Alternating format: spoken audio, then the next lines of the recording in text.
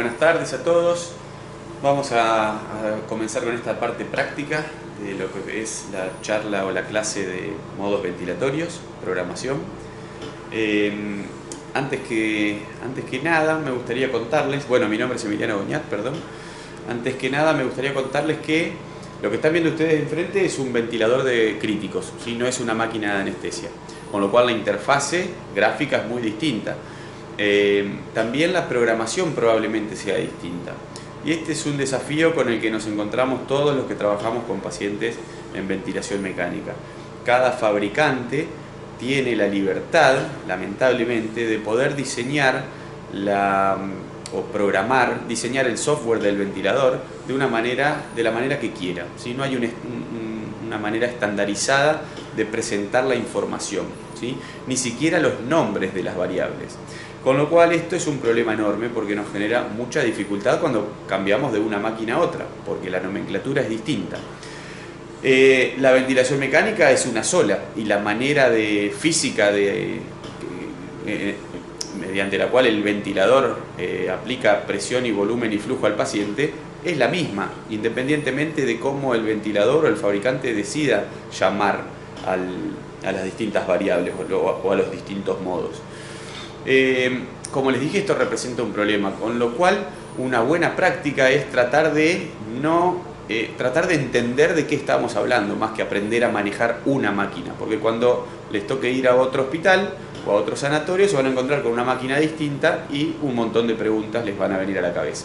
Si uno es capaz de ordenar un poco la información y entender que, y ahora ya hablando de los modos ventilatorios, los modos ventilatorios son todos iguales, independientemente de la máquina que tengamos enfrente, eso nos va a ayudar un montón, ¿sí?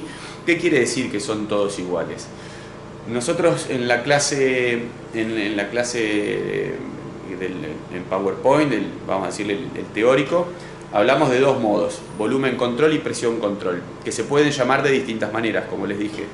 Independientemente de cómo se llame y de la máquina que tengan enfrente, el ventilador está haciendo lo mismo, ¿sí? Si yo pongo presión control, el ventilador controla la presión y no controla el volumen y el flujo, y si pongo volumen control, el ventilador controla el flujo, mediante el control del flujo controla el volumen y no controla la presión, independientemente de la marca de máquina que tengan enfrente y de cómo la máquina le llame al modo, ¿sí? Y esto pasa con todos los modos, con lo cual una buena práctica entonces es entender e identificar el modo de una manera práctica, ¿sí? Y no tratar de aprenderse la nomenclatura ni la interfase de la máquina de memoria.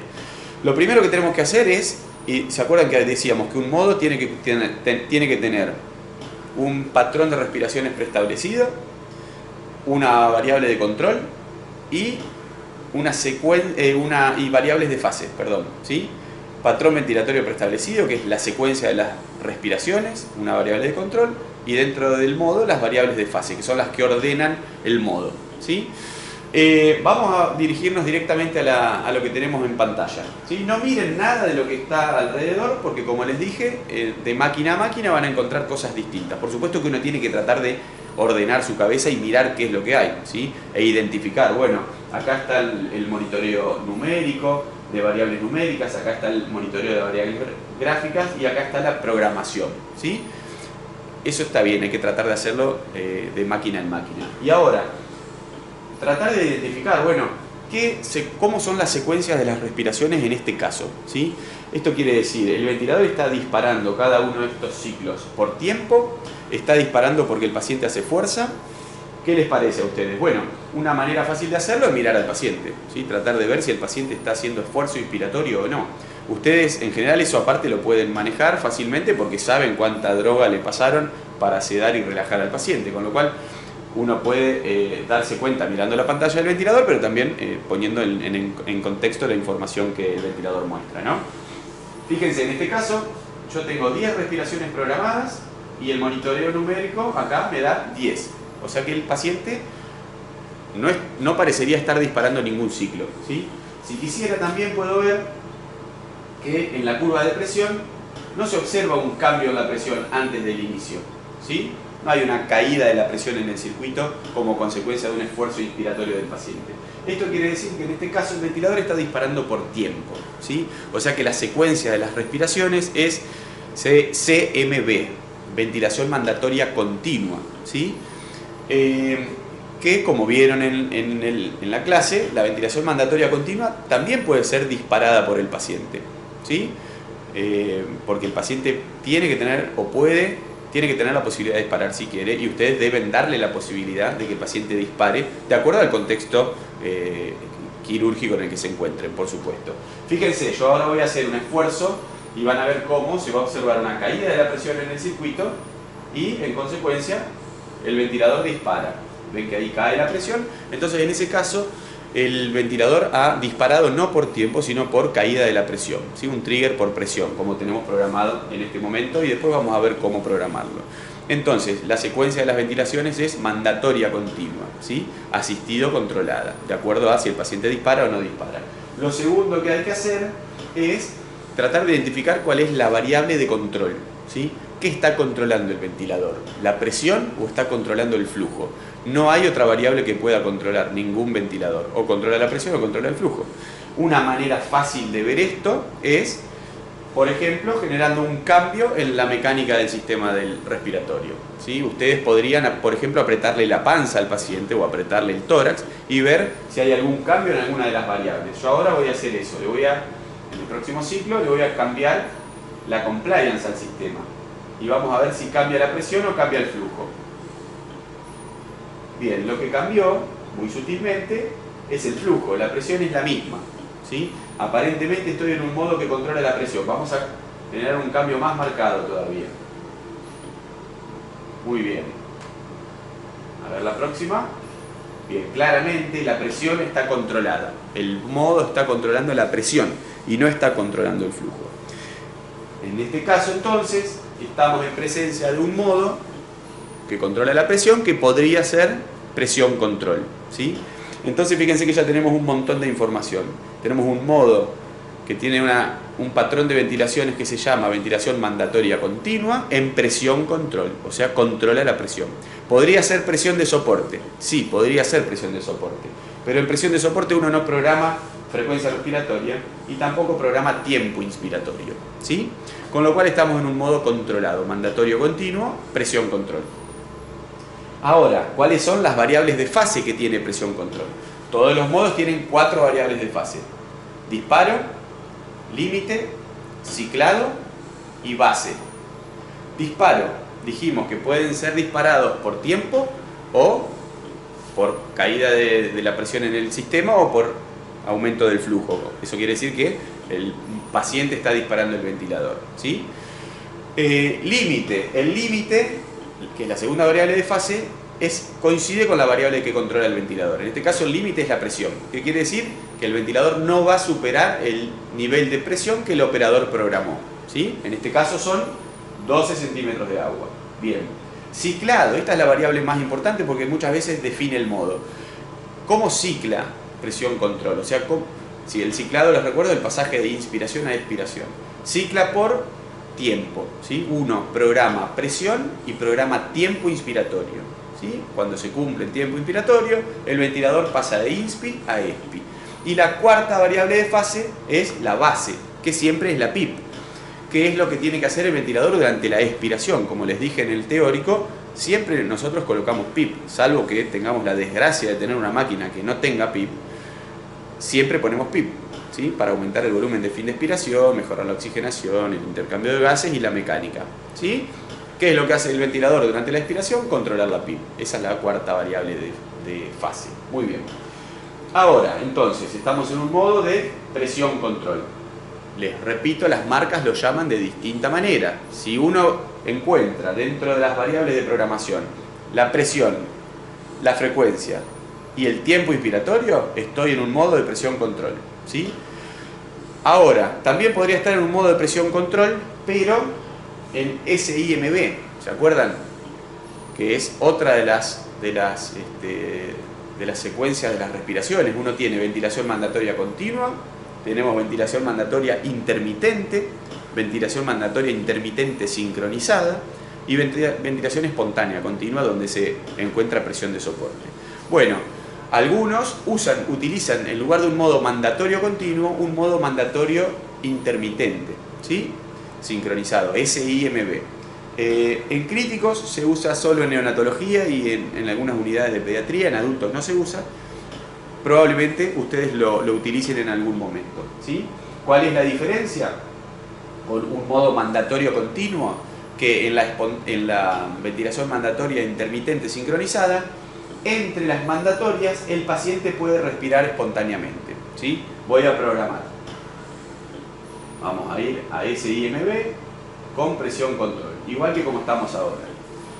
Y lo que van a ver es que entre una mandatoria y la otra, el paciente puede respirar espontáneamente, como ven ahí.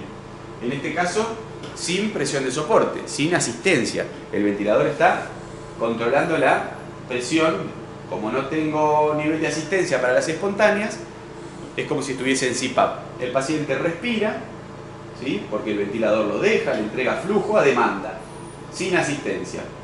Pero los ventiladores modernos también nos permiten colocar asistencia para las espontáneas. Por ejemplo, le pongo 6 de presión de soporte. Y fíjense, entonces, ahora el paciente puede respirar entre mandatorias y el ventilador le entrega presión ahora y flujo en consecuencia, ¿sí? Eso es un patrón que llamamos ventilación mandatoria intermitente sincronizada, ¿sí? Y el último que nos queda es espontánea continua, que lo vamos a ver después. Bueno, voy a volver a presión control. Vamos a repasar cómo se programa presión control, ¿sí? En líneas generales. Vamos a pensar en un paciente de unos 70, ¿sí? De altura, con una cirugía abdominal menor, ¿sí? Que durará unas 2 horas sin neumoperitoneo ni generar ningún cambio exagerado en el sistema respiratorio. ¿Qué programamos en presión control? Programamos, está bueno dividir a las variables de programación en aquellas que van a interferir o impactar en la ventilación y aquellas que van a interferir o impactar en la oxigenación, ¿sí? Las variables que impactan en la ventilación, o sea, eliminación de dióxido de carbono, son la frecuencia respiratoria y el volumen corriente, ¿sí? Siempre. Y las que impactan en la oxigenación son la FIO y la PIP. Entonces, vamos a meternos primero con las que impactan en la ventilación. Si estoy en un modo de presión control, las que impactan en la ventilación van a ser la presión inspiratoria programada, el tiempo durante el cual se aplique esa presión y la frecuencia respiratoria, que es la cantidad de veces que se va a aplicar esa presión por minuto. Primero, volumen, presión inspiratoria. La programo pensando en volumen corriente, ¿sí? ¿Por qué? Porque siempre, ¿por qué no? Porque, voy de nuevo, programo la presión pensando en cuánto volumen quiero entregar, ¿sí? ¿Cuánto volumen le quiero entregar al paciente? Bueno, uno podría pensarlo en términos de producción de CO2. No, hay que pensarlo en términos de protección pulmonar, ¿sí? ¿Cuánta presión le pongo? Bueno, aquella presión que genere un volumen a priori entre 6 y 8 mililitros por kilo de peso teórico, ¿sí? ¿Por qué? Porque hoy en día sabemos que el volumen tiene la potencialidad de lesionar los pulmones. Entonces, el objetivo principal es evitar la lesión inducida por el volumen, ¿sí? Con lo cual tenemos que controlarlo. Y en principio, una buena manera de controlarlo es programar un volumen entre 6 y 8 mililitros por kilo, que uno podría decir que es un volumen normalizado al tamaño de pulmón, teórico, ¿sí? Entonces, 6 a 8, ¿cuánto pongo? Bueno, depende la mecánica que tenga el sistema del paciente, ¿sí? Una práctica sencilla es poner entre 10 y 15 centímetros de agua y después ir a monitorizar cuánto volumen le entra al paciente y tratar de que se encuentre entre 6 y 8 mililitros por kilo. La otra variable que determina el volumen corriente es el tiempo inspiratorio, ¿sí? En principio uno debería programar un tiempo inspiratorio si este paciente no tiene es una cirugía convencional, una cirugía corta, sin complicaciones. Deberíamos programar un tiempo inspiratorio cercano a lo normal, ¿sí? Para una persona adulta. que está, ¿cuánto es el tiempo inspiratorio en reposo de una persona adulta? Entre 0,8 y 1,2 segundos, ¿sí? En principio puedo buscar el tiempo, un tiempo en ese rango. Recuerden que el tiempo impacta en el volumen corriente, con lo cual, una vez que programo presión y tiempo, tengo que ir a ver cuánto volumen finalmente ingresó al paciente y acomodarlo a 6 a 8 mililitros por kilo. Ahora vamos a ver. Otra variable que impacta mínimamente en el volumen entregado es el rise time, o pressure slope se llama también, o rampa de ascenso. Los modos de presión nos permiten manipular el flujo de inicio, ¿sí? ¿Para qué? Para que el ventilador llegue antes a la presión programada o se demore un poquito, o sea, llegue rápido a la presión programada o se demore un poco. Esto tiene impacto en el paciente que ventila espontáneamente, que tiene drive ventilatorio, ¿sí? Porque es una manera que nosotros tenemos de satisfacer la demanda ventilatoria del sujeto, para que el paciente no tenga disnea. En los pacientes sedados, la programación del rise time carece de importancia, pero uno, si bien carece de importancia, no debería programar rise time muy lentos, ¿sí? Porque pierde la posibilidad de ganar volumen. Y en cambio programar rise time medianamente rápidos no tiene ninguna consecuencia negativa, con lo cual uno debería programar un nivel de rise time medianamente rápido, ¿sí? Y no les puedo decir un valor porque es adimensional la variable, ¿sí? Y depende de cada ventilador, de cada fabricante. Algunos ponen el rise time en milisegundos, otros directamente con un gráfico que se acuesta o se pone más recto, otros en porcentaje, con lo cual no les puedo dar una regla de oro para programar el rise time, pero sepan que existe y que hay que programarlo. La última variable que determina la ventilación es la frecuencia respiratoria, y es la variable que tenemos nosotros para manipular el volumen minuto. La variable que tenemos es la frecuencia, no el volumen corriente. Recuerden, el volumen corriente se programa por mililitro de peso corporal predicho, ¿sí? 6 a 8 mililitros por kilo. Si necesito aumentar la ventilación o disminuir la ventilación, no va a ser a expensas de tocar el volumen corriente, sino que va a ser a expensas de reprogramar la frecuencia respiratoria. Eso es muy, muy, muy importante. Regla de oro, ¿sí? Bueno, vamos a arrancar así, sin revisar las variables de oxigenación, para que vean cómo esta programación impacta en el paciente. No me acuerdo cuánto mide el paciente que tenemos programado. A ver, me voy a fijar. Vamos a cancelar y me voy a fijar cuánto es el peso teórico. Ah, no lo programamos. Bueno, vamos a programarlo. Acá está la altura. Algunos ventiladores modernos tienen esta herramienta que es simplemente un cálculo matemático. 170 centímetros en un adulto hombre, ¿sí? Y habíamos programado, vamos a programar 14 de presión inspiratoria y 12 de frecuencia respiratoria, que es, no les dije, ¿con qué frecuencia respiratoria de inicio arranco? Bueno, una frecuencia normal, ¿sí? Si es un paciente que tiene un prequirúrgico normal y viene de la casa, no tiene por qué tener ni acidosis metabólica, ni hipoventilación alveolar, ni nada que nos pueda generar un problema para eliminar CO2. Tampoco colapso, porque no les dije que era un paciente medianamente normal, ¿sí? Con lo cual arrancaría por una frecuencia respiratoria normal. Bien, vamos a dar OK ahora. Pusimos 14 de presión inspiratoria en 0,9 segundos. ¿Qué volumen corriente tengo? 470 mililitros. ¿Cuánto volumen corriente acomodado a peso corporal predicho es esto? Fíjense, en este ventilador nos lo dice, si no hay que hacer el cálculo, ¿sí? 7 mililitros por kilo de peso. Bueno, estoy por abajo de el objetivo, que es 8, pero yo les dije que podía ser de 6 a 8. Bueno, entonces no estoy por abajo, estoy bien. De hecho, en términos de protección pulmonar, cuanto menos volumen ponemos, mejor es en términos de protección, porque genera una presión de distensión menor en el sistema y eso es lo que protege. ¿Está mal dejar 7? No, está perfecto, ¿sí?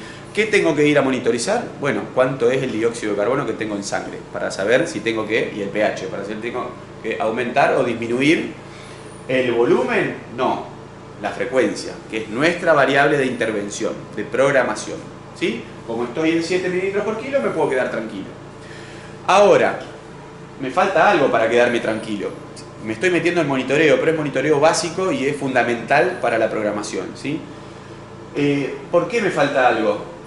Porque uno, para estar seguro que está protegiendo el pulmón de la sobredistensión, no solo alcanza con bajar el volumen corriente, ¿sí? Y tratar de acomodarlo en un parámetro, en un rango de normalidad, que es 6 a 8 mililitros por kilo. Tengo que ir a ver qué presión de distensión me está generando ese volumen, ¿sí? La presión de distensión dinámica, o sea, perdón, dinámica no, la presión de distensión de cada respiración, que es la driving pressure, que la habrán escuchado, ¿sí? La driving pressure, que es la presión que tiene el sistema al final de la inspiración, o sea, cuando el volumen está metido adentro, no debe superar bajo ningún punto de vista los 15 centímetros de agua. Es más, cuanto más lejos estemos de los 15 centímetros de agua, mejor es en términos de presión de lesión pulmonar, ¿sí? Para que se den una idea, nuestra driving pressure en este momento, cada vez que respiramos, es de unos 3, 4, 5 centímetros de agua, ¿sí? Y la driving pressure al final de de una inspiración máxima en nuestro sistema anda cerca de los 15 centímetros de agua, probablemente un poco más. De manera que si uno está ventilando a un paciente que tiene cerca de 15 de driving pressure, tiene que pensar que es como si ustedes en este momento estuvieran inspirando unos 2.000 a 3.000 mililitros de volumen corriente, ¿sí? ¿Qué quiero decir con esto? Que cuando un paciente tiene una driving pressure alta, si la tiene cerca de 15, es un montón de driving pressure y hay que tratar de salir de ahí de alguna manera, ¿sí? Si bien 15 es el límite que marca mejor o peor pronóstico, cuanto más bajita, mejor es. Si puedo tener 10, muchísimo mejor, ¿sí? Perfecto. Vamos a ir a ver qué driving pressure tiene. ¿Cómo hago esto? Tengo que hacer una pausa de fin de inspiración, ¿sí? Todos los ventiladores tienen esa posibilidad. Encuentran el botón, lo presionan, sostienen y ¿cuánta presión de fin de inspi tenemos? 20 centímetros de agua, ¿sí? ¿Y cuánta PIP tengo? 6 de PIP, o sea que mi driving pressure es 14 centímetros de agua, ¿sí? Vamos a ir para atrás en el monitoreo, así ven la curva, ¿sí? Fíjense que este es el momento en el cual el ventilador dispara, coloca la presión en el sistema, trata de mantenerla y cuando se convierte la línea pasa a blanco, quiere decir, para el software de este ventilador, que se cerraron las dos válvulas y el volumen está adentro. O sea que la presión que ahora refleja la pantalla del ventilador es la presión estática, 19.7, o sea 20, ¿sí? ¿Cuánta PIP tengo? 6. ¿Qué driving pressure tengo? 14. ¿Estoy bien? Y sí, estoy bien, pero es un montón. Si puedo tener menos, mejor. Para el caso yo, ¿qué haría? Trataría de programar menos presión para tener 6 mililitros por kilo y estar más tranquilo. Vamos a bajar la presión. En el próximo, a ver el volumen. Bajó unos 70, 60 mililitros. Y fíjense que ahora estoy más cerca de los 6 mililitros por kilo, ¿sí? Vamos a hacer la pausa nuevamente. 18. O sea que ahora tengo 8 y 4, 12 centímetros de agua de driving pressure. Estoy mejor que hace un rato, ¿sí? Ahora le bajé 2 puntos la frecuencia, con lo cual el volumen minuto cambió. Lo que tengo que hacer ahora es acomodar la frecuencia respiratoria, ¿sí? Para tratar de que el volumen minuto no cambie respecto del anterior, en el supuesto caso de que ese haya sido el volumen corriente, el volumen minuto objetivo, ¿no? De acuerdo a gases arteriales y a pH, ¿sí? Bien, perfecto. Vamos ahora con las variables que controlan la oxigenación, que son FIO y PIP, ¿sí? Estas variables son comunes a todos los modos. Todos los modos ventilatorios nos dan la opción de programar FIO, fracción inspirada de oxígeno, y de programar PIP, ¿sí? La programación de la PIP, por supuesto que no es motivo de esta clase, y la de la FIO tampoco, porque son programaciones estándares, pero sí las nombro como que es importante tratar de diferenciar las variables que impactan en la ventilación y las que impactan en la oxigenación, ¿sí? Para decir algo respecto de estas variables, la PIP, uno nunca debería programar un nivel de PIP bajo en ningún paciente, ¿sí? En ningún paciente. Todos los pacientes deberían tener entre 5 y 6 centímetros de agua de PIP, porque todos los pacientes que ustedes tratan tienen pérdida del volumen de fin de expiración, ¿sí? Y eso genera dos consecuencias, una que impacta en la oxigenación y otra que impacta en la protección pulmonar, ¿sí? Si tenemos caída del volumen de fin de expiración, hay que restituirlo. ¿Por qué? Porque tengo riesgo de tener una alteración del intercambio gaseoso por tener menos moléculas de oxígeno si cae la CRF, ¿sí? O sea, la manera que tenemos de restituirlo es poniendo PIB. Y por otro lado, si la caída del volumen de fin de expiración genera colapso alveolar, que eso va a suceder siempre en las regiones dorsales y basales, esos alvéolos que están colapsados al final de la ESPI, cuando el volumen ingresa y la presión aumenta en el sistema, se pueden abrir, ¿sí? Y cuando el volumen se va, se vuelven a cerrar. Y ese abrir y cerrar cíclico genera o puede generar lesión inducida por el ventilador, que es el mecanismo descrito, se conoce con el nombre de atelectrauma, ¿sí? Que es la otra manera de que se conoce de lesionar el pulmón. Entonces, una sucede al final de la INSPI por sobredistensión y otra al final de la ESPI por colapso. Las dos deben ser evitadas. Entonces, la PIP sirve para eso, ¿sí? Y la FIO, bueno, es la manera que tenemos de mejorar, una de las maneras de mejorar la oxigenación. ¿Cuánto hay que poner de FIO? Y la menor FIO que genere una saturación mayor a 90, ¿sí? Recuerden que la oxigenación es una de las maneras que tenemos de mejorar el delivery de oxígeno a las células, ¿sí? El delivery depende del gasto cardíaco y del contenido arterial de oxígeno. La FIO impacta en el contenido arterial de oxígeno, ¿sí? Pero no es la única variable que mejora la oxigenación. El gasto también impacta en el delivery, entonces tengamos en cuenta eso. Y también la hemoglobina impacta en el delivery porque impacta en el contenido arterial de oxígeno. Con lo cual, uno no debería tener a la FIO como única manera de mejorar la oxigenación, ¿sí? Sobre todo habiendo visto que la PIP es la herramienta que más nos impacta en la oxigenación. Por otro lado, la FIO, cuando uno utiliza fracciones inspiradas altas en un paciente que no la necesita, los pacientes, por la curva de la disociación de la hemoglobina, siempre van a estar supra oxigenados, ¿sí? La saturometría, como la curva se aplana, un cambio en la PO2 puede generar un pequeño cambio en la saturación, ¿sí? ¿Qué quiero decir con esto? Que si sucede, por ejemplo, un cambio en tenemos colapso, algo de colapso alveolar, ¿sí? Porque el cirujano se apoyó en el tórax del paciente. Y yo tengo al paciente con 60 de FIO, saturando 99, y el cirujano se apoya en el tórax, genera colapso. Ese pequeño colapso que genera caída de la PO2, esa caída de la PO2 puede llegar a generar un impacto en la saturación mínima, ¿sí? ¿Por qué? Porque estoy en la parte plana de la curva de disociación de la hemoglobina con el oxígeno, ¿sí? Si estoy en la parte plana, un pequeño cambio en la PO2 puede no generarme cambio en la saturación, ¿sí? Y eso es una pena porque pierdo la variable de monitoreo tan importante que es la pulsioximetría, ¿sí? En cambio, si yo tengo a todos los pacientes saturando cerca de 90, 92, 93, voy a estar más cerca de los 60 de PO2, o sea, el momento en el que la curva cambia de pendiente. Y ahora sí, si el cirujano se apoya en el tórax del paciente y me genera colapso y eso impacta en la PO2, bueno, ahora la saturometría sí puede cambiar, porque estoy más cerca del punto en el cual la curva cambia de forma, ¿sí? Eso es una manera de darle mejor utilidad al monitoreo de la pulsioximetría, ¿sí?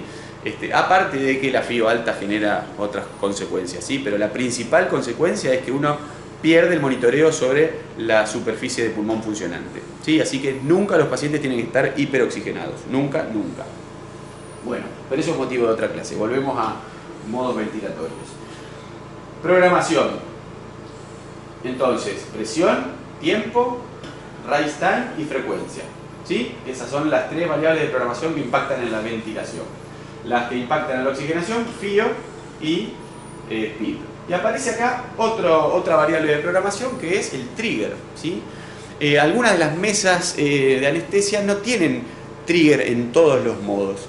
Yo he visto que, si bien soy kinesiólogo de intensivos, hace tiempo que trabajo con anestesiólogos, he visto que hay mesas de anestesia que no tienen trigger en algunos modos, ¿sí? O sea que hay modos que funcionan de manera mandatoria continua, sin la posibilidad de que el paciente pueda iniciar la inspiración en ese modo, ¿sí? Algo que me parece que está muy mal, porque la decisión de que el paciente no dispare es una decisión clínica del médico, del kinesiólogo, del programador, ¿sí? de ninguna manera tiene que estar supeditado a la marca que fabricó el ventilador, ¿sí? Siempre el paciente tiene que poder disparar el ventilador, es una decisión del clínico que no lo haga. Y si yo decido que el paciente no está en un momento en el cual se vea beneficiado de tener un disparo espontáneo, bueno, tendré que tomar alguna medida, como profundizar el nivel de sedación, pero no ponerle una almohada en la cabeza, como es tener un modo que no me permita programar el disparo, ¿sí? Eso está mal. Pero bueno, entiendo que algunas marcas todavía lo siguen poniendo a esto, ¿sí? La imposibilidad de que el paciente pueda disparar. Siempre hay que programar el trigger. ¿Y cómo se programa el trigger? Uno tiene que pensar que si el paciente quiere hacer un esfuerzo para inspirar, lo primero que pienso es que no le tiene que costar trabajo iniciar la inspiración, trabajo asociado a la máquina, ¿sí? No le tiene que costar trabajo, tiene que, con un pequeño esfuerzo, obtener la ganancia de volumen que necesita. De nuevo, después es decisión mía si eso está bien o mal, de acuerdo al momento en el cual me encuentre de la cirugía o en mi caso de la enfermedad aguda, ¿sí? Pero siempre piensen que esa variable tiene que estar lo más sensible posible. No les puedo dar un valor. ¿Por qué? Porque todas las máquinas tienen desempeño distinto, ¿sí? Y quizá 1 centímetro de agua en esta máquina sea demasiado poco sensible en otra, o muy sensible, ¿sí? Con lo cual uno tiene que conocer la máquina. Pero podríamos decir que para disparo por presión, entre 0.5 y 2 centímetros de agua está bien para la mayoría de las máquinas, y para disparo por flujo, entre 0.5 y 2 litros minuto de disparo por flujo está bien para todas las máquinas, ¿sí? Perfecto. De nuevo, es una variable transversal a todos los modos. Todos los modos ventilatorios tienen, o deberían tener en el caso de las mesas de anestesia, la posibilidad de programar el disparo, ¿sí? Bueno, perfecto. Programación de alarmas. ¿Cuál es la alarma más importante para programar un modo de presión control? Y si la presión no está controlada, entonces la presión no es una variable de programación de alarma importante, y sí lo es todo lo que sea relacionado al volumen. Volumen minuto, principalmente, volumen corriente en segundo lugar, ¿sí? Todos los ventiladores o las máquinas de anestesia tienen alarmas de volumen, ¿sí? Mínimo y volumen máximo. Por supuesto, el más importante es el mínimo, porque en presión control el riesgo principal es de hipoventilación. Muy bien. Mínimamente vamos a revisar el monitoreo, ¿sí? Mínimo, porque no es el objetivo de la clase. Vamos, en este caso el paciente está sedado, ¿sí? Si por algún motivo mejora la compliance, supónganse que el paciente tenía neumoperitoneo y de golpe le liberan el neumoperitoneo, fíjense cómo automáticamente la curva de flujo cambia. Esta curva tiene una mayor amplitud, perdón, ahí. Esta curva, la tercera, tiene una mayor superficie, quiere decir que el volumen fue mucho más alto, ¿sí? La presión no cambió porque estoy en un modo de presión control. Y miren el volumen en valor absoluto, 655, y estábamos en 420, si mal no recuerdo. Les puedo poner también, para que vean, la curva de volumen, cómo cambia la magnitud de la curva. Vamos a poner, fíjense, ahí se ve claramente cómo esta tercera curva tiene una magnitud mucho más importante, ¿sí? Perfecto.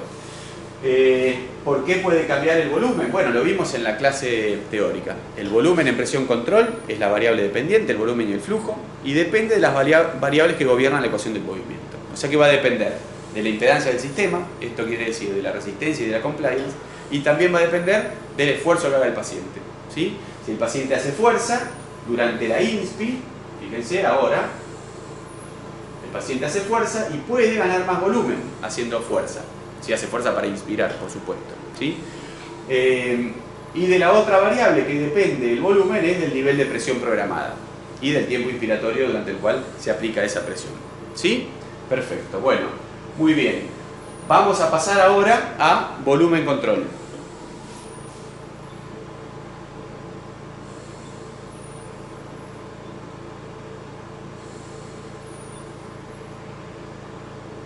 Vamos a poner el mismo volumen, ¿sí?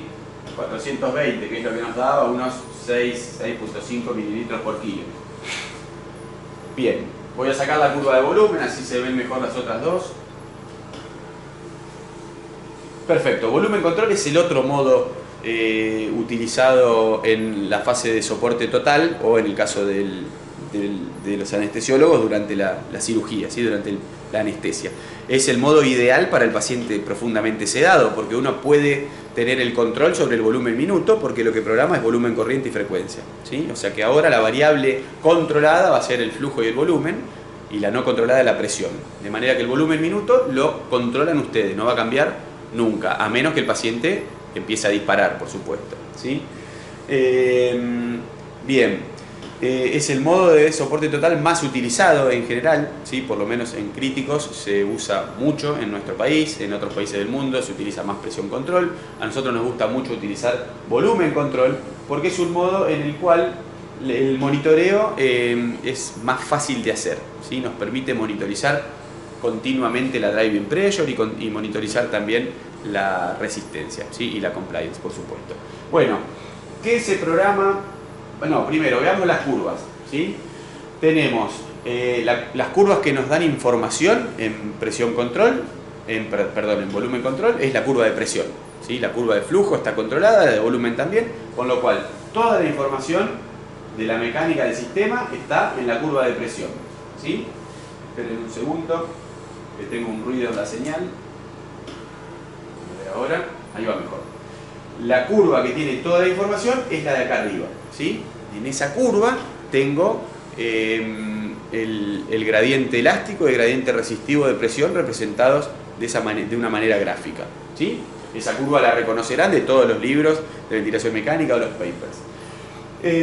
Bien, ¿qué programamos en un modo de volumen control?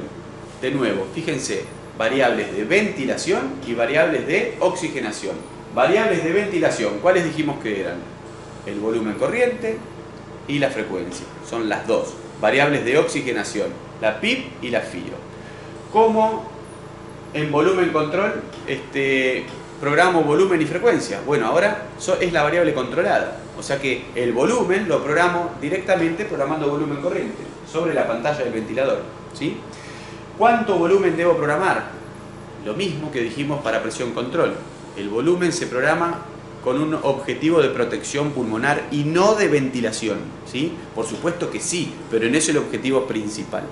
Yo programo volumen con un objetivo de protección pulmonar. Tengo que colocar el volumen corriente que me dé entre 6 y 8 mililitros por kilo, ¿sí? Y luego ir a monitorizar la driving pressure, por supuesto. Entonces, 420 mililitros, dijimos que era más o menos 6 mililitros por kilo. Perfecto. Ahora, la variable de ciclado, en este momento, en volumen control, la variable de ciclado no, voy de nuevo. En volumen control, uno tiene que programar tiempo inspiratorio también, ¿sí? El tiempo inspiratorio durante el cual el ventilador va a entregar el volumen objetivo. Esto, de nuevo, se puede prestar a confusión. Algunos ventiladores o algunas máquinas de anestesia optan por darnos la opción de programar tiempo inspiratorio directamente. Otros nos dan la opción de programar relación IE directamente, como muchas de las mesas de anestesia. Y otros nos dan la opción de programar flujo, como en este caso, ¿sí? Espérenme un segundito, voy a ver si les puedo facilitar algo. No. Bueno, no, perdón. Muy bien. Bueno, retomo. Entonces, en las mesas de anestesia en general, por una costumbre de la anestesiología, se programa relación inspiración-expiración, ¿sí? Entonces, el tiempo inspiratorio o el flujo inspiratorio va a ser el resultante de la frecuencia respiratoria que ustedes hayan programado, el volumen y la relación IE que hayan programado, ¿sí? Si el paciente que estamos por ventilar es el mismo que ventilamos en presión control, o sea, un paciente que no tiene ninguna alteración, es un paciente sano que vino por una cirugía electiva corta, uno debería programar una relación IE normal, ¿sí? 1, 3. O sea, la inspiración más corta que la expiración, ¿sí? La misma relación que tenemos en nosotros en este momento, 1-3. Y eso, de esa programación, va a quedar determinado el tiempo inspiratorio en relación a la frecuencia y al volumen corriente que ustedes programaron, ¿sí? Y el flujo, por supuesto. Es muy poco habitual que en una máquina de anestesia uno programe directamente el flujo. En general, o programan el tiempo inspiratorio o programan la relación IE. Sepan que son todas variables interrelacionadas, con lo cual, si uno programa relación IE, el tiempo inspiratorio y el flujo van a ser la consecuencia de la relación IE y la frecuencia respiratoria. Si uno programa el tiempo inspiratorio, la relación IE va a ser la consecuencia del tiempo inspiratorio programado y la frecuencia. Y si uno programa el flujo, la relación IE y la frecuencia y el tiempo inspiratorio van a quedar determinados por el flujo que uno programó y la frecuencia respiratoria, ¿sí? Entonces, ojo con mezclarse con esto. Es complejo porque a veces la información que nos presentan los fabricantes es confusa, ¿sí? Pero bueno, sepan que se programa de esa manera. Si la opción de programación es directamente el tiempo inspiratorio, ¿cómo lo programo? De la misma manera que hablábamos para presión control, un tiempo normal, entre 0,8 y 1,2, ¿sí? Si la persona es esta de la que estamos hablando, si es una paciente con interés respiratorio, una neumonía, o un paciente con un tórax o con un sistema muy poco complaciente, por supuesto que la frecuencia respiratoria va a ser más alta y el tiempo inspiratorio necesariamente va a tener que ser más corto, ¿sí? Pero para el paciente que tenemos enfrente, programamos entre 0,8 y 1,2. En este ventilador la opción de programación es flujo. No voy a entrar en detalle porque ustedes no tienen máquinas que les permitan programar el flujo, ¿sí? Pero vean que si yo manipulo el flujo, acá abajo hay una barra de tiempo, ¿sí? En verde está el tiempo inspiratorio, en amarillo el tiempo expiratorio, acá arriba la relación IE resultante, ¿sí? Si yo manipulo el flujo, lo subo, van a ver que el tiempo inspiratorio se acorta y la relación IE es cada vez más alta, 1,4 para el caso, ¿sí? Vuelvo a bajar, si quiero poner la relación IE en 1,3, bajo el flujo y la puedo poner en 1,3. Esto porque la frecuencia respiratoria está fija, por supuesto, ¿sí? Fíjense, que si yo dejo el flujo en 40 y cambio la frecuencia respiratoria, ahora va a cambiar la relación IE, porque estoy cambiando el tiempo total del ciclo, por supuesto, ¿sí? Les voy a hacer zoom para que vean bien, porque en este ventilador eso se muestra fácil y nos ayuda a entender, ¿sí? A ver, que esto siempre se presta para confusión. Acá abajo entonces, tiempo inspiratorio más tiempo expiratorio. Este es el tiempo total del ciclo, 3,75, ¿sí? Acá arriba tengo la relación IE, 1,2, 1,3 casi, ¿sí? El volumen está fijado porque es 6 mililitros por kilo. Fíjense que a frecuencia fija, si yo cambio el flujo, ¿sí? Que para el caso de ustedes podría ser cambiar el tiempo inspiratorio, el tiempo inspiratorio va a cambiar. Si yo aumento el flujo, el tiempo inspiratorio disminuye y la relación IE se hace cada vez más alta, 1,4, ¿sí? Porque la frecuencia está fija, por supuesto. Lo que estoy cambiando es la duración del tiempo inspiratorio. La frecuencia respiratoria fija, si el tiempo inspiratorio es menor, el tiempo expiratorio es mayor y la relación IE aumenta, ¿sí? Voy a hacer lo contrario, voy a bajar el flujo a 20. Fíjese cómo ahora el tiempo inspiratorio se fue a 1,56, el tiempo inspiratorio a 2,19 y la relación IE está en 1,14, ¿sí? Y fíjense que si bajo el flujo mucho, puedo hacer una relación IE 1,1. Esto es solo para entender, no es para que no tiene ninguna aplicabilidad clínica, ¿sí? 1,86, 1,89, casi relación IE 1,1, ¿sí? Vamos a volver el flujo a un valor más o menos normalmente utilizado. Lo fijo en 40 y fíjense que si ahora cambio la frecuencia, lo que estoy cambiando es el tiempo total del ciclo. Como el flujo y el tiempo inspiratorio en consecuencia ahora están controlados, fijos en 40, si yo cambio la frecuencia, lo que estoy cambiando es la relación IE. Fíjense, aumento la frecuencia, el tiempo inspiratorio sigue siendo el mismo, 0,94, pero la relación IE es más corta, 1,2. Si bajo la frecuencia, sucede lo contrario. la relación IE aumenta, 1,5, y el tiempo inspiratorio ahora es el mismo, porque está controlado, ¿sí? Bueno, muy bien. Voy a poner una frecuencia respiratoria más o menos normalmente utilizada. Bien, a esto hay que dedicarle un rato para entenderlo, ¿sí? E interpretar la máquina que tienen enfrente. Lo que tienen que saber es que independientemente de la máquina que tengan, todos los ventiladores hacen lo mismo, ¿sí? Son volumen, tiempo y flujo, son tres variables interrelacionadas, ¿sí? Así que todos los ventiladores hacen lo mismo. Frecuencia, relación IE y tiempo inspiratorio son tres variables interrelacionadas. No importa qué información me presenta el fabricante como programación, yo tengo que entender que estamos hablando siempre de lo mismo, ¿sí? Bien. Otra cosa importante, aunque no voy a ahondar mucho en esto porque en general las máquinas de anestesia tienen una sola curva de flujo, ¿sí? Uno puede, en volumen control, utilizar una curva de flujo constante o decremental, ¿sí? La curva de flujo constante es la más utilizada y tiene la enorme ventaja de permitirnos un monitoreo más sencillo, ¿sí? La curva de flujo desacelerada, alguna vez nos dijeron que era más fisiológica, pero esto no tiene importancia, porque primero que no es así, porque la ventilación mecánica a presión positiva no puede ser nunca fisiológica.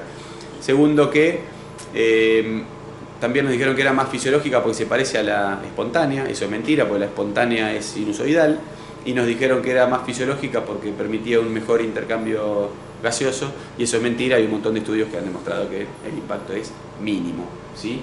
Así que utilicen onda cuadrada, que nos permite un mejor y más fácil monitoreo, como lo verán más adelante. Y el otro botón que ustedes ven acá es la pausa inspiratoria, ¿sí? Que muchas veces en la anestesia la pausa inspiratoria se piensa y se da como opción de programación en términos de porcentaje, ¿sí? Ustedes en general ponen una pausa de fin de inspiración a cada ciclo como un porcentaje del tiempo total, ¿sí? O a veces del tiempo inspiratorio. Eso, bueno, depende de qué máquina tengan. En este caso, como es un ventilador de crítico, nosotros no entendemos eso de poner porcentaje del tiempo que dura el ciclo, sino que nos es más intuitivo directamente programar cuánto tiempo quiero que el ventilador esté en pausa, ¿sí? Y lo normalmente utilizado es entre 0,3 y 0,4 milisegundos, 0,3-0,4 segundos, ¿sí? Ese tiempo de pausa se agrega al tiempo inspiratorio, por supuesto. Fíjense, miren el tiempo inspiratorio, 0,94. Yo le saco la pausa y cayó, ¿cuánto? 300 milisegundos, ¿sí? Le pongo la pausa y el tiempo aumenta. ¿Para qué uno querría tener pausa continua en todos los ciclos? Bueno, la pausa, como verán, tiene una enorme ventaja en términos de monitoreo, ¿sí? ¿Por qué? Porque yo puedo ver la plató todo el tiempo. De hecho, algunos ventiladores monitorizan la plató y la ponen en pantalla. La puedo ver. En este caso es 12.4, ¿sí?